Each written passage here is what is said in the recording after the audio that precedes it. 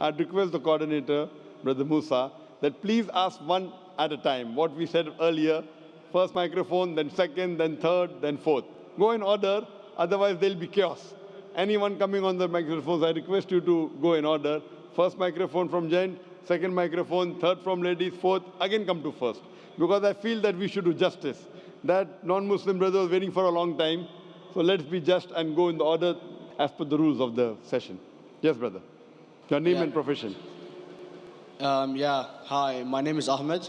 I come from the glorious country of Iraq, and I'm a born Muslim. My problem is that I practiced Islam when I was... Brother, first we request questions from the non-Muslims. Once all the questions from non-Muslims are over, inshallah, we'll give you a chance. Yeah, but I'm telling you my problem only. Okay. But you said you're Ahmed and you're a born Muslim. I am born Muslim. But now are you a Muslim or not? I'm agnostic. Oh, so now you have left the religion of Islam. Yeah, I'm confused. Okay, fine. If you have left the religion of Islam, you can ask the question, brother. Okay. So my question is, how come I don't have the faith that you and the other Muslims have and some of my friends, even though I practiced Islam a lot and I even did Umrah, but I still do most of the sins that are forbidden in Islam, and I sometimes am lazy to do the prayer and the other subjects we have to do in Islam. I have read many books about other religions and conspiracy theories and documentaries and such. I even have seen your own videos on YouTube, and there are many questions that go around my head about Allah and the Messenger and Muslims in general.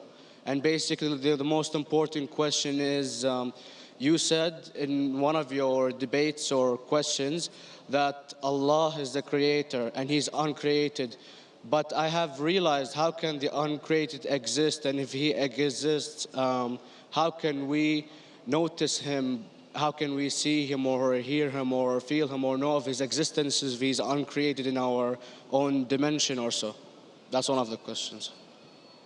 Brother Ahmed said that he is a born Muslim. He comes from Iraq. He read the Quran, he read the books, but he commits many sins. He believes maybe sometimes he's agnostic and he's lazy for praying. Brother, before I answer your main question, if you do sins and if you're lazy for praying, that does not make you a non-Muslim. As long as you believe that praying is fard, sometimes you miss, it's a sin. It's a major sin that you sometimes don't pray, but that doesn't make you a non-Muslim. If you say praying is not required, then you're doing kufr. But if sometimes you do sin, sometimes minor sin, sometimes major sin, it is haram, it's forbidden, but that does not throw you outside the fold of Islam. There are sometimes waswasa of the shaitan asking you, you're a Muslim, but this is wrong in Islam, this is wrong. And it does deviate the person's mind. At that time, maybe your iman may be low. But these things should not make you consider that you're non-Muslim. Regarding a question that I mentioned in my speech, and you're right, that Almighty God is the creator, but He Himself is uncreated. You ask the question, how can the uncreated, how can we see the uncreated, and how it's possible? Allah subhanahu wa ta'ala is Khaliq, is the creator. And by definition, He's uncreated. Because normally people say that when they try and prove in logic that everything has a creator, who created this table, the carpenter, from where he got, from the tree, who created the tree, so it goes back to Allah. So when many of the people try to convince an atheist, they try and say that everything has a creator, and then they get trapped when the atheist asks him, who created Allah? So if you hear my tapes, I never go that way. I ask the atheist that how did you come to know about the universe? How did you come to know about the functioning of the stars, of the sun? And he says, and goes back, that the creator. So it's the vice versa. So if you know how to deal with logic, you don't trip over this problem with the atheist trap, the Muslims or the believers, by saying who created Allah. By definition, Allah is uncreated. And if you ask the question, who created Allah? If you have heard my tapes, I give the reply, that suppose a person comes and says that my brother John Yeah, I know, I saw that, I heard that's funny, but I mean, how does he exist if he's uncreated? Not That is not Allah. created. Yeah, how That's can he the exist? difference between you and Allah. How does he exist means he was existing from, he doesn't have a beginning. You and I have a beginning, that's human being. So that's the difference between us and Allah. You can't say that Allah has to be like us. If Allah is like you and me, why should we worship him? I see, but have you heard of the phenomenon, the Big Brother, used by various orders and political agendas to control the people and such by implementing it into multiple gods, and then later on it became a monotheistic religions all over the world to make it easier for Big the brother, people sorry, to... I've never heard of the religion Big Brother. It's not a religion, it's like a theory, an idea, basically. For What does it example, say? yes? What does this idea say? What does it say? Is that when you have a big brother, it's easier for you to live life. When you have someone watching you the whole time, understanding you the whole time, protecting you the whole time, being with you the whole time, and you can talk to him, although he never talks to you back, maybe in your dreams, do it to your mind and such, it's easier for you to live. While a human who does not have a big brother and is not easily controlled into doing so and is having complete freedom is a danger for the major ruling powers and such. So what does this say? I don't understand.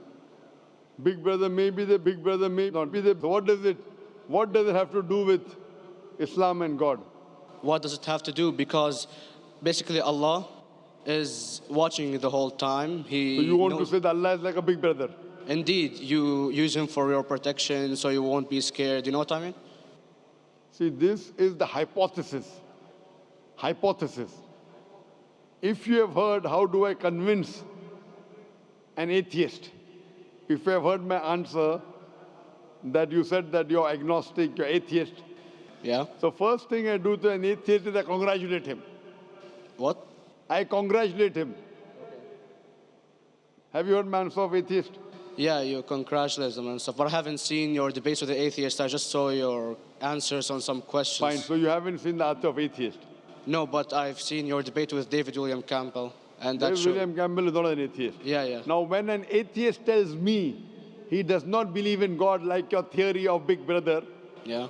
and if you believe in that theory, I will ask you, first thing I do to the atheist, I congratulate him. You know why?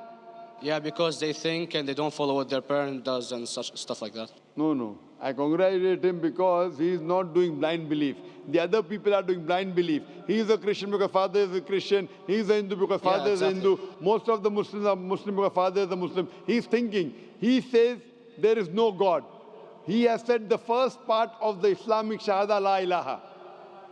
The reason I congratulate him is because he has said the first part of the Islamic Shahada, Islamic Creed, La ilaha. The only thing I have to do is illallah, which I shall do inshallah.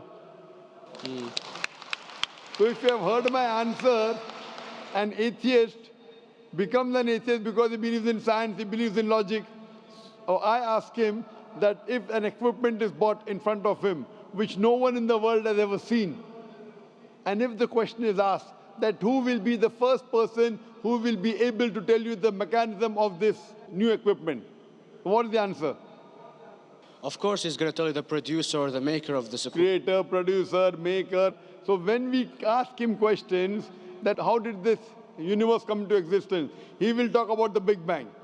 This what we're going to talk is already mentioned in the Quran 1400 years ago in Surah Anbiya chapter number 21 verse number 30. Avalam yaral lazina kafaru anna samawati wal arda kanat ratkum fataknahuma. Do not the unbelievers see that the heavens and the earth were joined together and we clove them asunder. This what you came to know 50 years back is mentioned in the Quran 1400 years ago. Who could have mentioned that?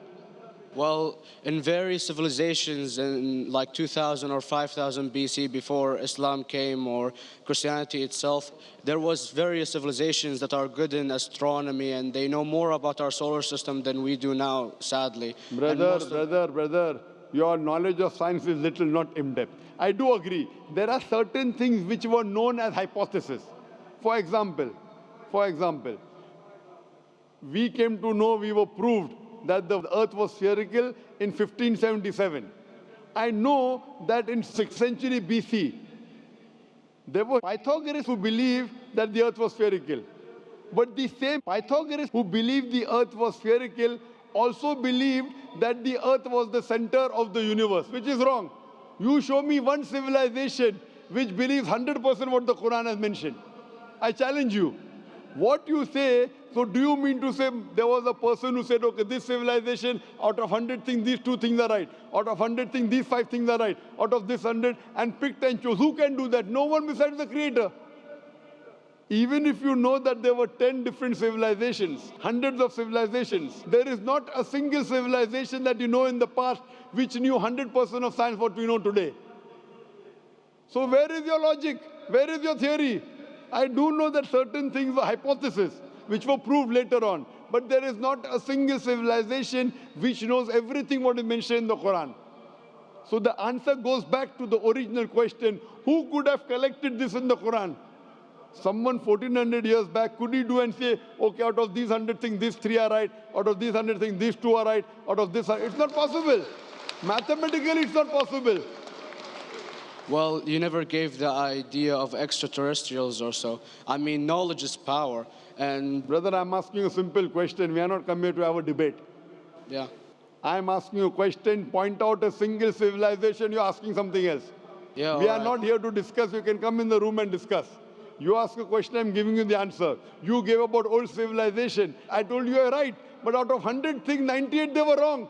So I'm asking you, who could have mentioned this in the Quran? You're talking something else now. Yeah, well, I'm asking a simple question, 2 plus 2 equals how much? You're saying, I'm telling you 3 multiplied by 3 is how much? I'm asking a name, you're telling that where do you live? I'm asking a simple question, name me a single civilization which has everything what was mentioned in the Quran. Do you know of any or not? Yes or no? Well, not everything, of course. Even not 10%. Why? Babylon knows of most of the planets and such. Planet is not the only thing mentioned in the Quran. There are 1,000 things mentioned in the Quran. To say what 1,000 things are mentioned in the Quran, 10% would be equal to 100 things.